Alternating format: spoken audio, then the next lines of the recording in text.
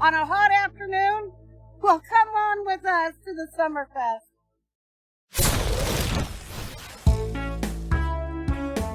Well, welcome to the 2019 Summerfest at Rice Museum for Rocks and Minerals. Ta-da! We have some in-depth interviews with a star right here in the Northwest.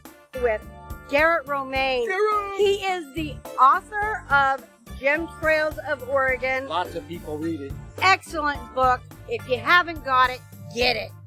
It will tell you places to find very, very cool rocks and agates. But not only that, he's the executive director, Rice Museum for Rocks and Minerals. And the man is fantastic. Watch it. He's also going to share with you some secret tips and a few trips, if you will, there you might be able to go to find some cool rocks and agates. So he let out a few honey holes. Hey, stick around. We are going to show you some really cool eye candy for you rockhounds, and we're going to show you some beautiful pieces of jewelry by unique vendors that only show their stuff at events like this. Lots of them too. Submissive Stone, Oregon Sunstones, Northwest Mineral Prospectors Club. Find some gold today. You Yes. gotta stick around. And we're also going to be meeting with Patsy. She is one of the owners of the Dust Devil Sunstone mine. And she has got some amazing information about Sunstone. And some great information about protecting you as a consumer. True. But she also shows us how they grade, how they tell which is the more expensive of the Sunstone. And she shows us literally on camera how to grade them. Pretty exciting stuff. Oh, yes. Yeah, Very exciting stuff. exciting, right? Okay, let's go have some fun. Woohoo!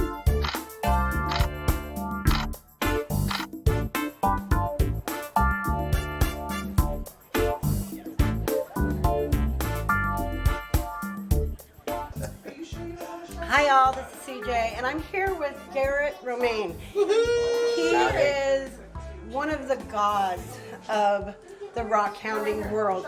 He has actually done amazing books like Chemtrails of Oregon. It is, if you ever want to know any information about the rockhounding and Chemtrails of Oregon, this is the way to do it. Yeah, and I also recommend Tim Fisher's Auroch On DVD. This has got 2,800 GPS coordinates, and it'll keep you busy for a while. And I can't let it go without mentioning Lars's book, also Rockhounding Oregon. Yes. He's got a Washington book also. So if you're looking for places to go to find your own material, that's what you want to do, is get So yourself we're a big trying to do is guidebook. spread the word to all the new rockhounds. Yes. Get them out there. There's a lot of public Yes. land out there that you And can there's go an play awful on. lot of new ones coming into it. So when you're out there looking for these new spots, what do you look for? I mean, I know it's BLM land, but Yeah, I'm looking for public land that you can get access to. I'm trying to find places that you don't need to like hike on a billy goat trail or take a jeep over in yonder. And then good stuff, plentiful stuff. There's a lot of areas have been wiped out. Yeah. Right? I mean, we've known about some of these areas since the golden age of rockhounding back in the 50s, when you could pull the whole family out yeah. there, Oh, yeah. and you could bring a pickup truck and heavy equipment. Yeah. We don't get to do that anymore, but there's still a lot of good material out there. Yes. I send people to Glass Buttes to get obsidian all the Yes. time. As soon as you get out of the car, it's underfoot. I send people to Rabbit Hills to get the sunstones in the public Yes, fee area yes. out there. And then you just kind of go up the ladder, right? Right. You start getting small stuff, then you get bigger, then you want to Yeah. get really good stuff, and you go to the fee dig area, you spend a little Yes. bit more, but you get the better stuff. And Exactly. so rockhounding is just like any other disease. It leads to more and more medications. yes. and as we said on our post on Agate Enchantment and Rock Wizardry on Facebook, it is a progressive disease. Yes, it is. Yeah. So, I know with me, it was my grandfather that started me. It's my grandmother that started me. Okay, Exactly. that's what I was Yep. about to ask is Yep. how did you get into it? Yeah. Grandma would do anything out in the woods. She would pick huckleberries. She had a Colt 45 on her hip just because of the bears out by Baker. Grandpa was a mining lawyer, so he took me around to a lot of the spots and just grew from there. That's cool. So a lot of it is our history with our family. It is. Yeah, So- the grandparents back when gas was cheap. Yeah, so if you have a new rock hound that is enthralled with rocks, no matter how ugly they are to you, encourage them because it can be a lifelong search. Yep, and bring them out to the Rice Museum and look around at some of the great stuff and then get an idea of what you want to go look for. Everybody's a little different. Some people just love agates at the Oregon coast. Some people want to get the heavy rock hammers out and dig into the dirt. Oh yeah. Others would just as soon walk around the sagebrush and see what the sun shows. So And there's also urban hounders. yeah, urban rock hounding. Yeah. You betcha. It's Yeah. everywhere. Rocks are everywhere. One of my favorite stories, someone wanted to go find jade out in Wyoming in the Sweetwater area. Well, it turns out there's an abandoned town, Jeffrey City, and sometimes you can see where the rockhounds used to live. And he found a jade boulder at somebody's, where the rose garden might have been around their mobile home. So yeah, urban rockhounding works Oh too. yes, oh yes. So thank you so much for taking us. Well, thank you. I want to thank both of you for doing this, for helping us get the word out. It's people like you that keep us moving. So, how did you get involved With the Rice Museum? with the Rice Museum? When I was working on one of my earlier books, I needed photographs. And so I came out to the Rice Museum and I just asked the executive director if I could take pictures and publish them. And she said, well, yeah, I'll take a chance on you. And I mentioned that if you ever needed anybody on the board of directors or if you needed more volunteer help, I was ready. And so I spent 6 years on the board of directors. And then when we had a little shuffle in December, our current curator, she moved aside. The executive director thought he'd rather play with rocks all day, so Julian took the curator job, and that left an opening for me, and the board asked me to take it That over. is very cool. Yeah, so- That's very cool. Yeah. So you can go from a rock hound to an author to being the director That's of the right. Mecca That's true. Museum You can do for it. rocks. There is a future.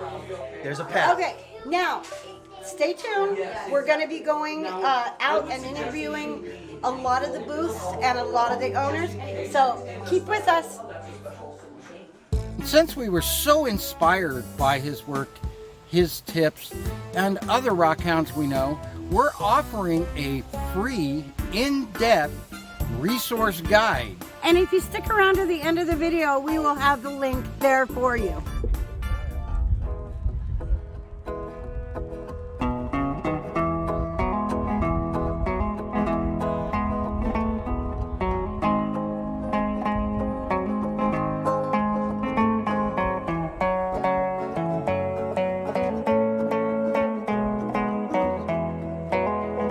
On the road again.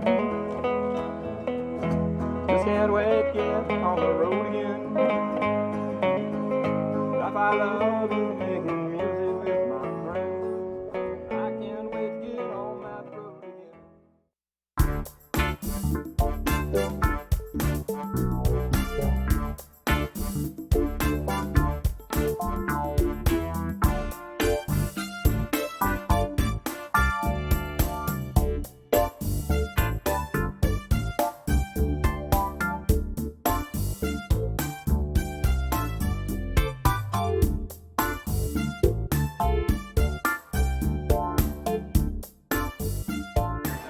Hi, I'm here with Patsy. She's one of the owners at Dust Devil Sunstone Mine in Southern Oregon. And she is explaining to me about how they do their fees, and because they are a pay-to-dig site. But it looks like they've got some massively beautiful stuff. They sure do. Is that also one? It coming? is. Oh my. Isn't that? Close. Oh yeah. This is my old everyday piece. Old everyday piece. Oh my God! I wish I had something like That's that. So when you say that it's pay to dig, Right. is it tailings or is it belt or anything like that? No, everyone works virgin ore at our place, which means no one has gone through it, not even us. Okay. So there's many ways to do it. You can take a pile of ore and go through that and screen it, or you can do concentrates. You can do a concentrate that's in a portioned off pile that's yours specifically, or you can do a concentrate off the belt. Okay. But we charge for cuttable color, which is different than everyone else. Most people will charge a flat fee. Right. And there's no guarantee that you'll get value. Right. But we feel strongly that people should leave with value. Right. So anything not cuttable or small is free. Okay. But a piece like this, you know, this might have like, I guess maybe 10% color. Okay. So we would, this is a 13 karat stone, so 10% of that would be, you know, less than 2 carats. Okay. So that stone with this color of red, it's going to be about $8. Okay. And at the end, once we price it all out to you, then you decide what you want to spend. You can buy it all, you can buy some, you can buy none, but you leave with your fruit. Okay, awesome. It's really cool. And yeah, that is. Our clears, we don't even charge for unless they were to cut a 6 carat or larger stone. Okay. Okay. So most of this smaller stuff is going to be free at the mine. So is the prize thing about sunstones for the beginners, is the prize thing color? Yes. It is Yes. color. Yes. And what is the scale of that? I mean, as far as Okay, here we go. So 60% or 75% of Oregon sunstones are the lighter colors of champagne and A color, which this is an A color. A color has a lot of white in it, or the color is very pale. Right. The other 25% represents all the other colors. Okay. So the dichromic is going to be the most expensive. Yeah. Well, it's fine. So let me show you this one. So this represents 1/10 of 1% of depth of color. This is a collector color stone. Yeah, I can see why. Yeah. Not only that, but the size of it, it's over 17 carats. So when they say that a stone is dichromic, Yeah. it means that in the sunlight it'll change to a different color. Right. It has green in it. Okay. And all greens will color shift.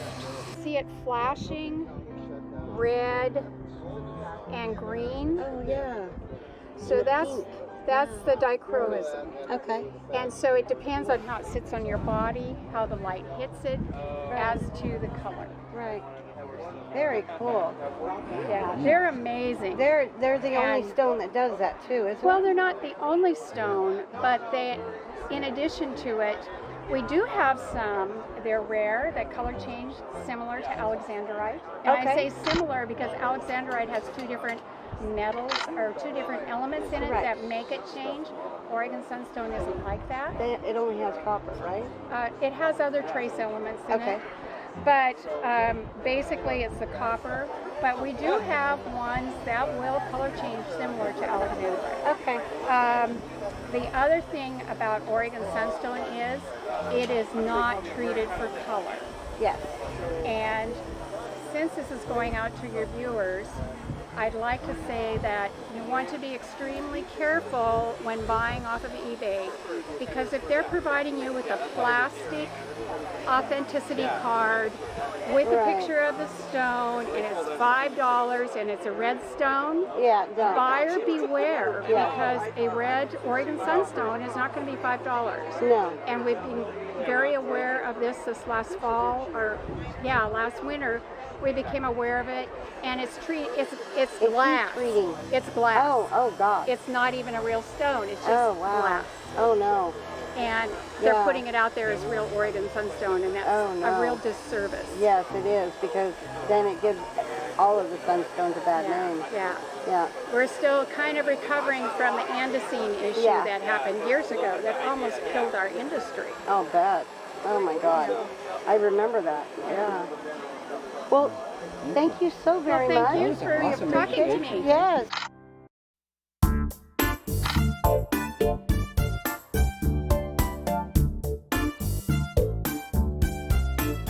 Awesome. Let's get a look at that. You're working on it, Karen.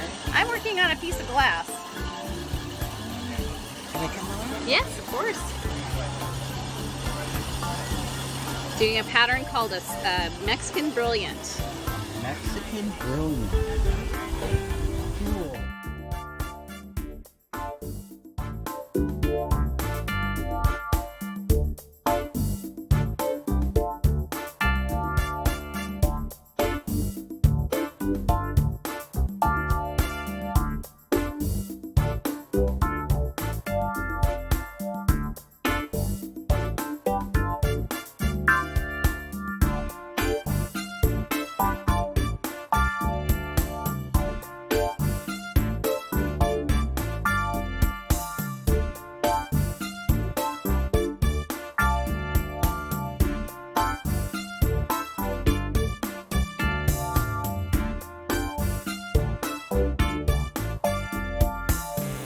I'm doing this under the microscope so I can clearly see what I'm doing. The rock is quite soft, so I've got my tool turned way down. This would be a perfect candidate to prep with a miniature sandblaster, but I don't have one here.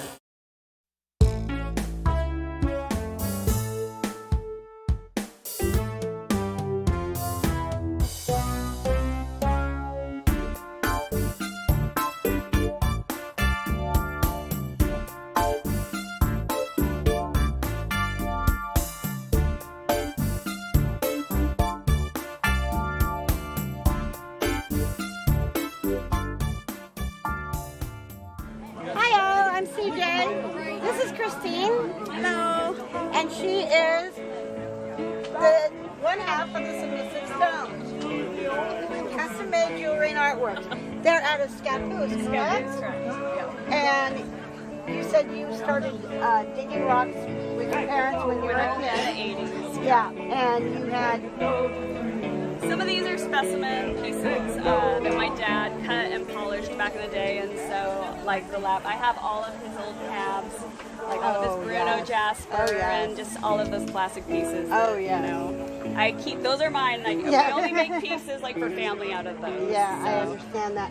And you do all the silversmithing? And my husband and I, between the two of us, we have our benches are like back to back, and we just shoot it back and forth. And we melt down the metal, we mill it out. So everything is hand fabricated. We do a little bit of casting, but not really very much at all. Everything is completely hand fabricated. We do our own lapidary work.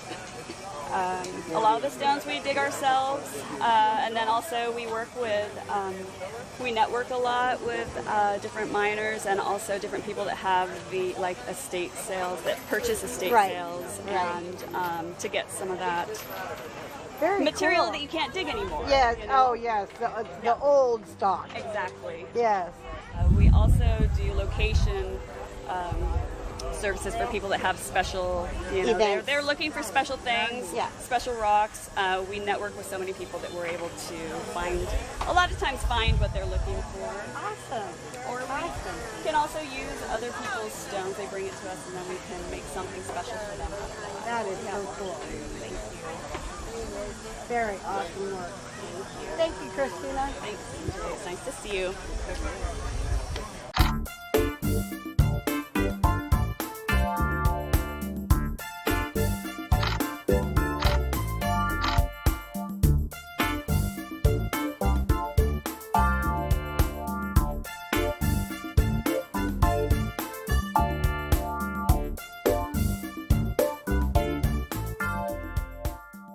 Please download the free resourceable guide click on the link below. It has got info on how free rockhounding groups to join on Facebook, rockhounding clubs in your area, in our area, I should say. Ton of rock information. You betcha. And just all you have to do is fill in your email address and hopefully your first name. It's not required, but we'd like to know who you are. Then Yeah. CJ and I will email you right back with a link straight to download that free resource guide. And remember, we don't ever sell your email address or any of your personal information you give us. We only use it for our list so we can get you cool information like what you're going to download today and upcoming events that are going to be in our area. So download it now. Check it out. That's right.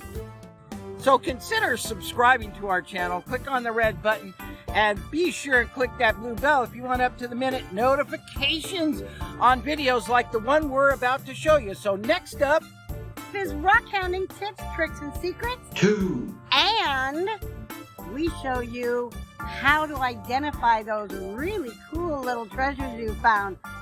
So, as we always say, get out there, get rocking, and find your treasure today.